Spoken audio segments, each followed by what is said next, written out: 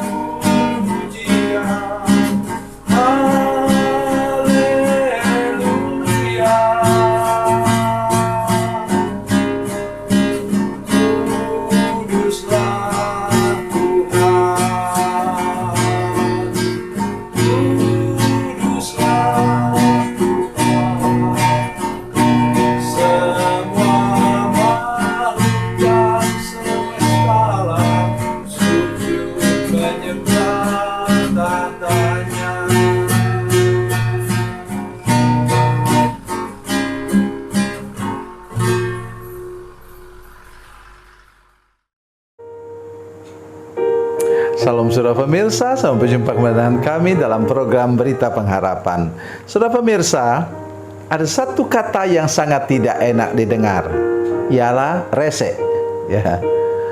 Orang suka sekali mengurus urusan-urusan orang lain. Hari ini kita akan belajar bersama-sama apa pendapat Tuhan Yesus sendiri tentang hal ini. Mari kita berdoa sebelumnya. Bapa, dalam nama Yesus, terima kasih Tuhan untuk firman Tuhan yang luar biasa yang kami dengar, yang tidak biasa yang kami dengar sebentar. Tolong supaya semua jemaat, semua pemirsa yang menyaksikan program ini cepat tanggap dan melakukan firman Tuhan yang sebentar kami dengar. Terima kasih Tuhan, terpujilah nama-Mu, dalam nama Yesus kami berdoa. Haleluya, amin. Saudara pemirsa, mari kita membaca firman Tuhan dari kitab Perjanjian Baru, Injil Yohanes pasal 21. Yohanes pasal 21 ayatnya yang ke-22. Yohanes 21 ayat 22, demikian bunyi firman Tuhan. Jawab Yesus, "Jikalau aku menghendaki supaya ia tinggal hidup sampai aku datang, itu bukan urusanmu, tapi engkau ikutlah aku." Haleluya. Ketika Tuhan Yesus melayani Petrus, memulihkan Petrus, mereka pergi sendiri. Ya, ingat itu bagi para pendeta, hamba-hamba Tuhan. Kalau kita menegur orang, ketika kita menggembalakan orang, tolong jaga baik privasi orang. Ya, rahasia orang jaga baik, jangan diomongkan kemana-mana. Ya, kemudian apa? Karena itu dia bawa sesudah mereka sarapan, ia bawa Petrus, sepertinya mereka sedang jalan-jalan di tepi pantai. Luar biasa. Hikmat Tuhan itu ajaib. Sesudah mereka agak jauh, maka Yohanes kemudian pikir, saya juga bisa ikut mereka jalan-jalan kok. Ya, padahal dia tadi tidak diajak. Nah, tapi sudah selesai pelayanan konseling Yesus, maka kemudian ia menyusul mereka. Ketika Petrus melihat Yohanes menyusul mereka, dia langsung tanya, ya, "Tuhan, apakah orang ini tidak akan mati?" Luar biasa ya. Kemudian Tuhan Yesus menjawab tadi dengan ayat firman Tuhan tadi. "Jika aku menghendaki supaya tinggal hidup sampai aku datang, itu bukan urusanmu, tapi engkau ikutlah aku." Kenapa demikian? Ini Injil Yohanes ini ditulis paling belakangan, kira-kira tahun 100 sesudah Masehi. Tahun 100 Masehi. Ya. Jadi dia tahu betul itu pada waktu itu Petrus sudah meninggal. Semua rasul yang lain sudah meninggal. Itu sebabnya dia katakan tulisan ini. Apa yang menarik di sini ialah kata firman Tuhan, "Itu bukan urusanmu." Hal dia mati atau tidak mati itu bukan urusanmu. Ini yang paling menarik menurut saya, yaitu jangan campur urusan orang lain. Jangan urus urusan orang lain. Biarkan dia berurusan dengan Tuhan sendiri. Itulah yang melahirkan gosip. Ya. Ini hati-hati kita. Rasul Petrus pun seorang rasul yang begitu hebat pun bisa terjebak dalam mencampuri urusan orang lain. Ya, urusan umur itu urusan dia dengan Tuhan. Siapa bisa mengurusnya? Para dokter, para ahli pun tidak bisa memperpanjang umur orang. Saya berkali-kali melihat ada orang yang di mana saya harus buat keputusan bersama dengan keluarganya untuk mencabut semua peralatan karena orang itu secara medis sudah meninggal. Kan dilihat dari batang otaknya kan. Kalau itu sudah mati, ya sudah mati.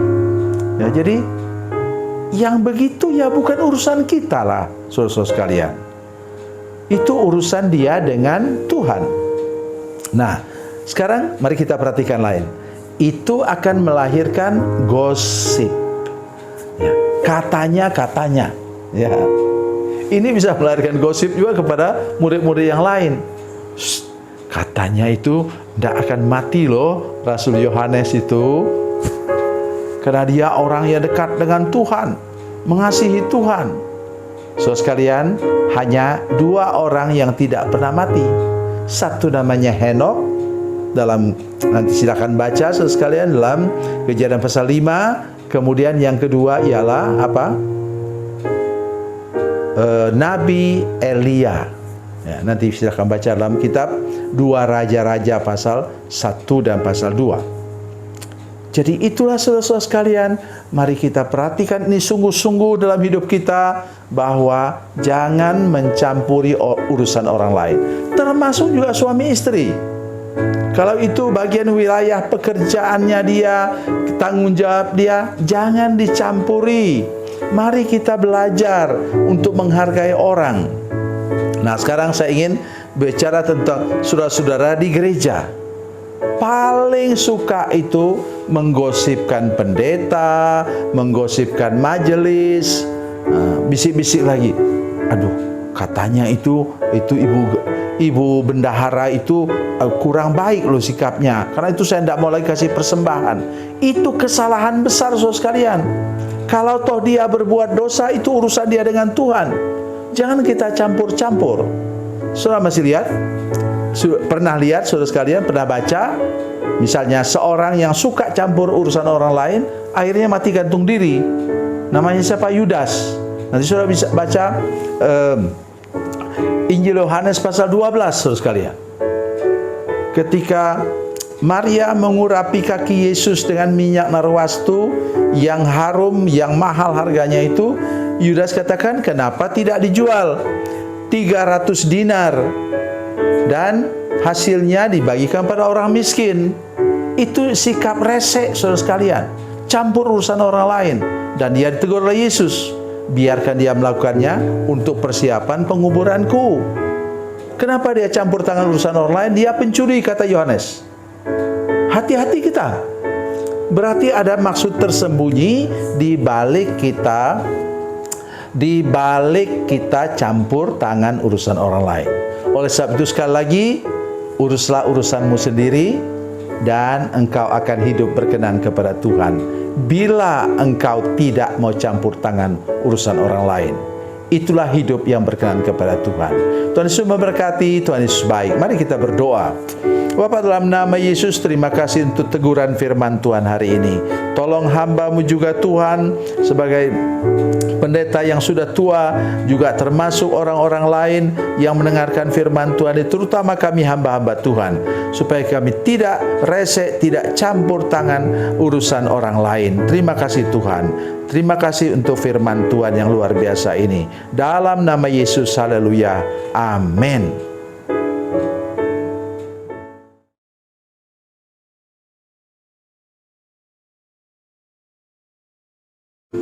Salam saudara pemirsa, mengakhiri program ini saya mohon kepada saudara-saudara pemirsa sekalian untuk bila saudara menyaksikan program ini melalui channel YouTube, maka tekan subscribe dan bunyikan lonceng.